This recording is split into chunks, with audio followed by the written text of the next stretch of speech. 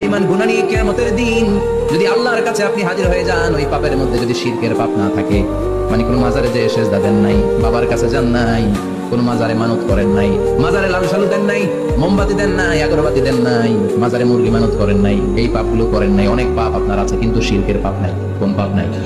আল্লাহ বলেন, হাজার কোটি পাপ নিয়ে, পাপের বোঝা নিয়ে, পাহাড় পরিমাণ অন্যায় নিয়ে, গুনাহ নিয়ে যদি আমার সামনে আসো, আর এই গুনার মধ্যে যদি শিরকের কোনো গুনাহ না থাকে, তাহলে আমি আল্লাহ পাহাড় পরিমাণ দয়ার ক্ষমা নিয়ে তোমার কাছে হাজির হয়ে যাব। সুবহানাল্লাহ। এজন্য শিরকের সাথে আমাদের কোনো সম্পর্ক, এই শিরক করলে তার মাফ নাই।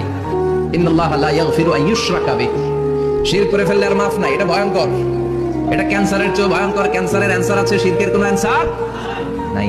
লা ইন আশরাকতা লা ইয়াহবাতান্না আমালুক, যদি তুমি শিরক করো, তোমার রোজা, নামাজ, হজ, যাকাত, জিকির গুলোরে বাতিল করে দিবে কে?